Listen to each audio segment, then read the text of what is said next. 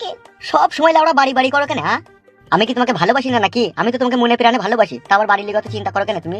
বুঝো না কেন তুমি? আজকে আমার স্বামীর বাড়ি আসার কথা আছে। তোমার স্বামীর প্রতি যখন তোমার এতই দরদ এতই ভালোবাসা, তখন আমাকে কে ভালোবাসতে বলেছিল তোমাকে? কি আর করবো বলো, সবই ভাগ্যের দোষ। কি করবো বলো, স্বামী তো 12 মাসই বিদেশেই থাকে, আর আমি একা মেয়ে মানুষ হয়ে খাটের উপরে একা একা শুয়ে কাত করে সকাল হয়ে যেত। তখনই আমি চিন্তা ভাবনা করলাম, আমার স্বামী তো সারা জীবনটাই বিদেশেই কাটাবে মনে হচ্ছে, তাইলে আমার যখন ভরা যৌবন, এই যৌবনের রস আমি এখন কাকে খাওয়াবো? আমি তো খেয়েছি তোমার ওই জৈবনের রস, তাইলে আবার অত তোমার চিন্তা কিসের? আর আমি খাবো তো, যত তুমি খাবে ততই খাবো। চিন্তা আমার তোমাকে রস খাওয়ানোর জন্য নয় গো। তাহলে কাকে নিয়ে চিন্তা করছো তুমি? চিন্তা করছি আমি আমার শ্বশুরকে নিয়ে। কেন বৈশাখী, শ্বশুরকে নিয়ে তুমি চিন্তা করছো? কি আর বলবো তোমাকে, আমার শ্বশুর আমাকে একদমই দেখতে পারে না। কেন, কিসের জন্য দেখতে পারে না জানতে পারি? তোমার সাথে আমার যে ভালোবাসার সম্পর্ক আছে সেটা আমার শ্বশুর সন্দেহ করে, জানে। তাই নাকি? হ্যাঁ গো, আমি কি তুমি মিথ্যা বলছি নাকি? তাহলে তোমার শ্বশুর তোমার ভালোবাসার পথের কাঁটা হয়ে দাঁড়িয়েছে, তাই তো? সেই রকমই ভেবে নাও। উপড়ি দেবো কাঁটা। কি বলছো, মার্ডার করে দেবো তোমার শ্বশুরকে? যদি জানাজানি হয়ে যায়? জানাজানি কিছুই হবে না, যদি ওকে প্ল্যান করে মার্ডার করি তাহলে কেউ জানতে পারবে না। সেটা কিরকম প্ল্যান করবে তুমি আবার? মানুষকে মারতে আবার কোনো প্ল্যান লাগে? হ্যাঁ, যেহেতু ওই সুরের বাচ্চা তো তোমার শ্বশুর, তুমি ওকে খুবই শর্টকাটে সরিয়ে দিতে পারবা। কেমন করি? রাত্রে ভাত খাওয়ার পরে দুধ খেয়ে হয়তো নাকি ও? হ্যাঁ, প্রতিদিনই 500 করে দুধ খায় কাদা কুকুর একটা। তাইলে ওই কাদা কুকুর বেটাকে দুধের সাথে বিষ খাই দে, না থাকবে বাঁশ না বাজবে বাঁশুরি। তাইলে পথের কাঁটা সাফ হয়ে যাবে, আর তোর আর আমার ভালোবাসাটা আরো মজবুত হয়ে যাবে। আর তোর স্বামী তো বাড়িতে থাকে না, ও তো 6 মাস 9 মাস পর একবার বাড়ি আসে। আমি এই বাড়িতে সবসময় রাজ করবো। কি বলছো জান, আমার প্ল্যানটা তো ভালোই। সবই তো বুঝতে পারছি, কিন্তু কেউ জানতে পারবে না তো যে আমি দুধের সাথে বিষ পাইল করে খাইয়ে দিয়েছি। কে জানবে? কেউ যদি না দেখে কে জানবে? জানবো তো তুমি আর আমি। একবার চিন্তা ভাবনা করে দেখেছো তুমি? কি? তোমার বাড়িতে তুমি আর আমি একা, রাত 10টার পরে কেউ কোথায় নেই, দরজা জানলা বন্ধ, তুমি আর আমি জামা কাপড় খুলে কি খেলাটাই না খেলবো। চিন্তা করার দরকার নাই, তুমি যেইভাবে বলবে সেইভাবেই তোমাকে দেবো। সরিয়ে দাও তোমার শ্বশুরকে, মেরে দাও শুয়ে বাচ্চাকে। লাস্টটা পোস্টমর্টম করার সময় যদি পুলিশ প্রশাসন জিজ্ঞেস করে কিসের লেগে তোমার শ্বশুর বিষ খেয়েছিল, তখন কি উত্তর দেবো? তখন কি উত্তর দেবে? তখন তুমি পুলিশ প্রশাসনের কাছে বলবে যে আমার শ্বশুর মশাইকে আমি ঘরের ভিতরে উলঙ্গ অবস্থায় একটা মেয়ের সাথে শারীরিক সম্পর্ক করতে দেখে ফেলেছিলাম, সেই জন্য আমার শ্বশুর নিজে নিজে আত্মহত্যা করেছে লজ্জাতে। এত জ্ঞান বুদ্ধি নিয়ে রাত্রে কি করে ঘুমাও তুমি? ঘুম তোমার রাত্রে আসেই না, শুধু ইচ্ছা করে তোমার ব্লাউজের বোতাম খুলে মধু খেতে। এত খেয়ে মন হচ্ছে না?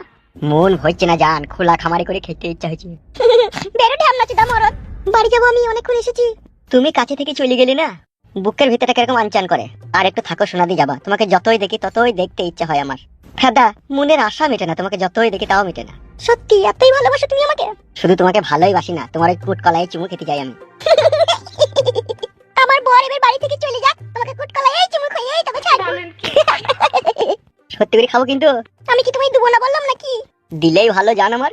দেবো তো, 100 বার দেবো। আমি এখন বাড়ি যাচ্ছি। হ্যাঁ, ও বাড়ি চলে এলে কিন্তু বিশাল অসুবিধা হয়ে যাবে। ঠিক আছে, ওঠো। আসি তাহলে। হ্যাঁ হ্যাঁ, এসো শোনা। উফ, হাই রে তোর ভরা জৈবন, তোর ওই জৈবনের সাগরের ডুব মেরে আমার উমুড়ি খেতে খুবই ইচ্ছা করে রে। জানি না কবে তোকে অন্ধকার রাতে পাবো রে। আর যেদিনকে তোকে পাবো 440 ভোল্টেজ দিয়ে তোকে শট মারবো। আর এমন শট মারবো তোকে তোর মৃত্যু শেষ নিঃশ্বাস অব্দি আমার কথা মনে থাকবে। আর এক শটেই ব্লাডার ফাটিয়ে দেবো। তাহলে এখন কি করবো কাদা? এখন বাড়ি গিয়ে বাথরুমে গিয়ে ডাব শ্যাম্পু দিয়ে হ্যান্ডেল মেরে দিগা, দুধের স্বাদ ঘোলেই মিটিলি।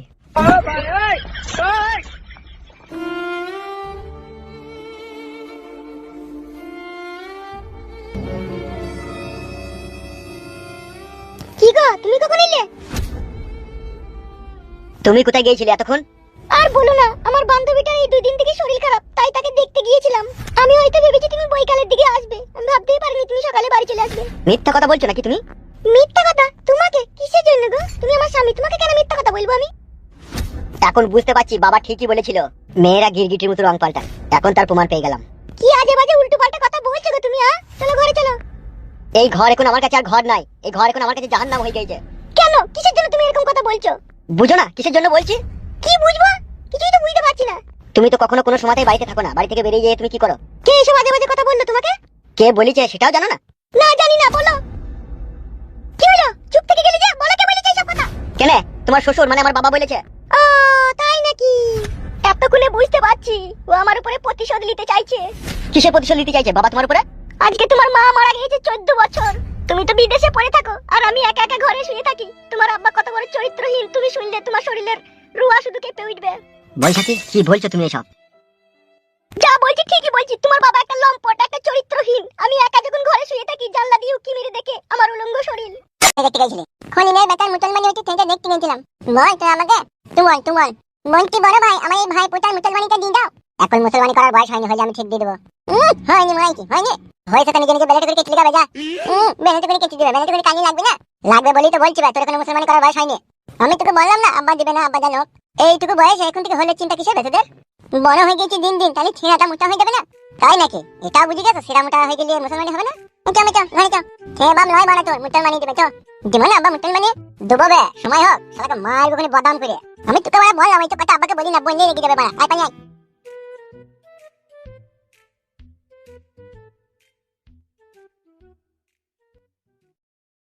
ঠিকই বলছে, আমার মুসলমানটা দিতে হবে, বড় হয়ে গেছে।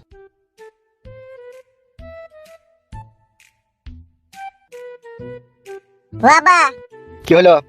লালমোহন 2 কেজি টমেটো লিয়েছে। পয়সা লিখিস তো? না বললে তোমাকে দিয়ে দেবে। ও আগেও 2 কেজি মাল লিয়েছিল, পয়সা দেয়নি কু। আর জমির মাল বলে আমি ধারে বেচবো নাকি? তুই দিলি কেন ধারে? তাহলে ভুল হয়ে গেছে দিয়া। আর দিবি না জানো? বেশ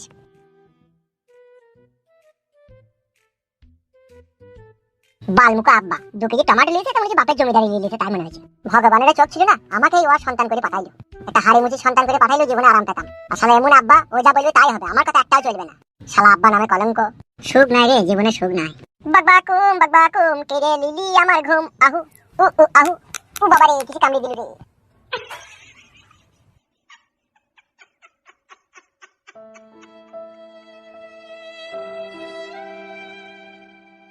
আমি টাকা নিয়ে চলে আইছি। আর কোনো চিন্তা ভাবনা নাই ফুটো, এবার তুমি চলো। ফুটু ভাই তুমি যেমন করে হোক আমার বউকে পাইয়ে দেওয়ার ব্যবস্থা করো ভাই। এই নাও টাকাটা নাও। আমি টাকা নিয়ে কি করবো? আমি কি টাকাটা নেবো? টাকাটা যেই মেয়েটা নেবে তাকে দেবো। চলো ঠিক আছে তাই চলো।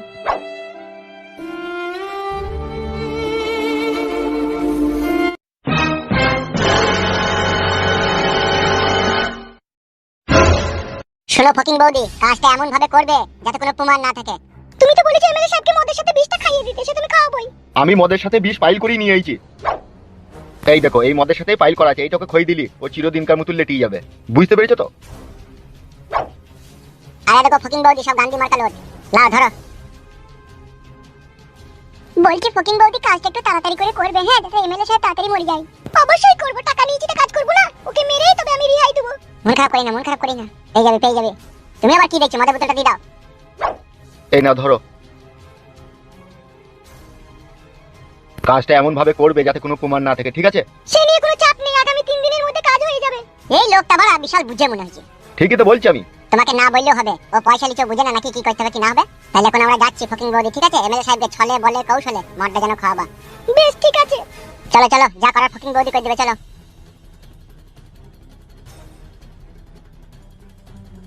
খুব সাবধানে করে দিও কাজটা। তুমি নিশ্চিন্তায় থাকো।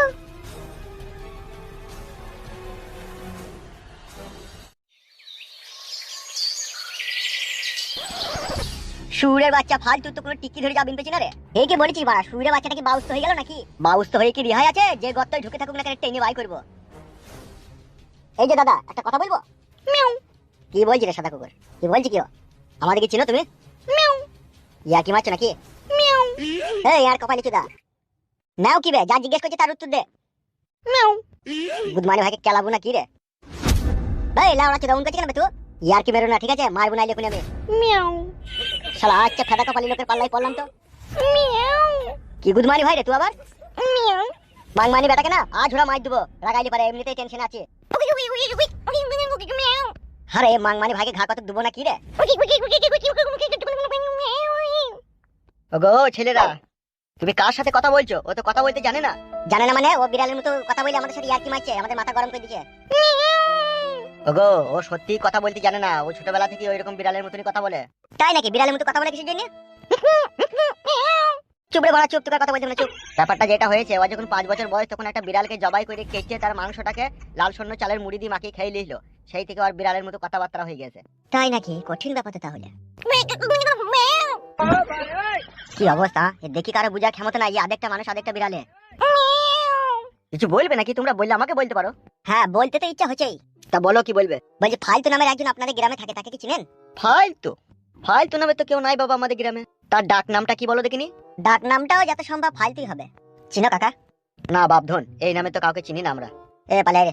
ঠিক আছে কাকা, তাহলে আসছি। হ্যাঁ এসো।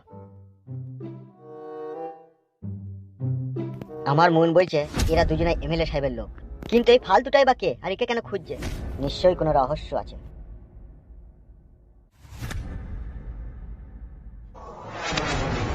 তুমি বুঝতে পারছো না লীলকান্ত, সামনে ইলেকশন, এই মুহূর্তে যদি আমার লোকজনকে আমি পাঠিয়ে যদি ধানু ঘোষকে মার্ডার করে দিই না, প্রচন্ড ভারী পড়বে আমার উপরে। আপনি বুঝতে পারছেন না কেন?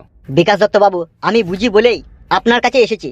আর আপনি যদি আমার কাছ থেকে 5 লাখ টাকা নিয়ে যদি ধানু ঘোষকে মার্ডার করেন না, তাহলে আপনার কিছুই হবে না। সে তো আমিও জানি গো, কিছুই হবে না। ইলেকশন না হওয়া পর্যন্ত আমি কিচ্ছু করতে পারছি না। চেষ্টা করে দেখুন না একটু। তুমি বুঝতে পারছো না লীলকান্ত, এই সামান্য জিনিসটাকে নিয়ে না এমন প্রচার করবে, আমার চেয়ারে বসে থাকায় তখন দুর্ভরসা হয়ে দাঁড়াবে। ধানু ঘোষ তো মার্ডার হবে, আপনি অত ভেঙে পড়ছেন কেন? কাজ তো করবো আমি। আপনি আছেন বলেই তো নিশ্চিন্তাতে দুবেলা দুমুঠো ভাত খেয়ে আমি রাত্রে ঘুমিয়ে থাকতে পারি। কোনো টেনশন করবে না, আমিও একটু ফ্যামিলিগত চিন্তাতে আছি। আবার এই মার্ডারের চিন্তা যদি আমার উপরে চেপে যায় না, তাহলে আমার রাত্রে ঘুমটাই আর হবে না। তাই বলছি দিন দশেক একটু ধৈর্য ধরে থাকো। দিন দশেক পর ওকে আমি মার্ডার করে আম গাছে টাঙিয়ে রেখে দেবো। সে ঠিক আছে, আম গাছে টাঙিয়ে রাখুন আর জাম গাছে টাঙিয়ে রাখুন, কিন্তু মার্ডারটা খুব শীঘ্রই করতে হবে। বিকাশ দত্ত সাহেব আছেন? হ্যাঁ আছি, কে? আমি ভিতরে আসবো? এসো। ইজি মেঘ না চাইতেই জল। বিকাশ দত্ত বাবু, বিকাশ দত্ত বাবু, কি হলো, কি বলো? বলছি তাহলে কবে আসবো আমি? কালকে না পরশু? তুমি পরশুদিন রাত 8টার সময় এসো। আচ্ছা ঠিক আছে।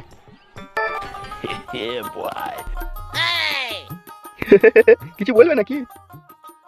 বলতে তো অনেক কিছুই চাই, তা কি আপনি শুনবেন? তোমার কথা শুনবো না তা কি কখনো হয়? বলো বলো বলো। আমার একটা কাজ করে দিতে হবে আপনাকে। কি কাজ করে দিতে হবে? বলো কি কাজ করে দিতে হবে? লজ্জা করছো কেন? বলো। আমার কাজটা আপনি করবেন তো? আগে বলুন। হ্যাঁ করব, তাহলে আমি বলবো। অবশ্যই করবো, আমি না করলে আমার বাপ শুধু করবে, আমার 14 গোষ্ঠী করবে। বলো কি করতে হবে? আপনার মতো লোক এমএলএ হয়েছে বলে আমাদের মতো নারী জাত আজকে শান্তশিষ্টভাবে সম্মানের সাথে বাস করতে পারছে। না হলে আমাদের মান সম্মান নিয়ে যে কি যে হতো তা আমরাই বুঝতে পারছি। আপনার মতো ভালো মনের মানুষকে আমরা সারা জীবন এমএলএ হিসাবেই দেখতে চাই। থাকবো থাকবো, তোমরা পাশে থাকলে সারা জীবনে আমি থাকবো। তা বলো কি উপকার করতে হবে তোমার? বলো বলো কি উপকার করতে হবে, বলো। এইখানে 20টা খাইলে হবে না, ওকে চলে বলে বাড়িতে ডেকে গিয়ে ওকে 20টা খাইতে হবে। কি ভাবছো বলো? আমি চাই বিকাশ দত্ত বাবু, আপনার মতো ভালো মনের মানুষ আমার একবার বাড়ি আসুক, আর বাড়িতে আপনাকে আমি খাসির মাংস দিয়ে ভাত রান্না করে খাওয়াবো। পাগল হয়ে যাবো আমি রে। কবে কবে যাবো বলো? আজকে এসে রাত্রি 8টার পরে, আমি একাই থাকি বাড়িতে। তাই নাকি? আর বলছিলাম হবে তো একবার। তোমার মতো ভালো মানুষকে যদি একবার দিতে পারি তাহলে তো নিজেকে ধন্য মনে করবো। আসবে তো? অবশ্যই 100 বার যাবো আমি। ঠিক আছে, তাহলে তুমি আসবে জানো, ঠিক আছে? হ্যাঁ আসবো। আর একটা কথা, তুমি কিন্তু একাই আসবে। একাই? ঠিক আছে তাই হবে, একাই যাবো। ঠিক আছে, আমি চললাম।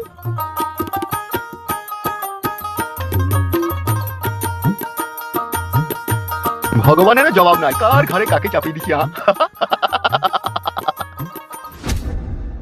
কি ব্যাপার রে, তোরা খালি হাতে ফিরে এলি যে? ফালতু কই? কি হলো বে আর কপালি চুদারা? ফালতু কইবে? বড় ভাই কিছু মনে করো না, ফালতুকে খুঁজে খুঁজে আমরা হয়রান হয়ে গেছি, তাও পাইনি ভাই। রাস্তার এই মাথা থেকে ও মাথা, নদী নালা রাস্তাঘাট বন জঙ্গল তন্ন তন্ন করে খুঁজেও তাকে পাইনি। মাথাই নষ্ট। আর এই মনে কিন্তু আমার অনেক কষ্ট রে। কি করবো বড় ভাই, আমরা তো বহুত কোশিশ করেছি কিন্তু পাইনি। তাহলে কি সে সুরে বাচ্চা হাওয়া বাতাসে মিলিয়ে গেল নাকি? গ্রামটা তো একটু পেয়ালার মতো বে, থাকলি তো সেই পেয়ালার ভিতরে এসে থাকবে। তা পাইনি কেন বে? হামসাফার বড় ভাই আমাদেরকে অবিশ্বাস করছে রে। বড় ভাই তুমি বিশ্বাস করো, ফালতুকে আমরা শিয়াল খোঁজার মতো খুঁজেছি কিন্তু তবু পাইনি। তাহলে লুকাইলো কোন গর্ত সে সুরের বাচ্চা? সেটাই তো বুঝতে পারছি না। সে সুরে বাচ্চা এখানে কারো বাড়িতে ঘুপটি মেরে বাসা বাঁধেনি তো? সেটাও আমরা এখন শিওর জানি না বড় ভাই, তাকে শুধু রাস্তাতেই দেখেছি। আমার মন বলছে এতদিন যখন সে বাড়ি ঘর যায়নি, নিশ্চয়ই এখানে কোথাও না কোথাও সব আশ্রা লিয়েছে। आसरा? সে তো आसरा ली से तो रिहाई पाबे ना। तार कारण विकास दत्तर हाथ अनेक लंबा। आसमान पे रहने वाला फरिश्ता ने मुझे पहचान नहीं पाया, तो कौन है वो जमीन पे रहने वाला कीड़ा जो फालतू को उसके घर में जगह दिया है? मैं उसको जिंदा जलाएगा, वो भी बिना पेट्रोल की, जो मेरे साथ बगावत करना चाहते हैं। जमीन आसमान एक करके ढूंढो, कहीं भी भाग ना सके वो मादरचोद। Okay boss. Okay let's go, come fast. Yes boss.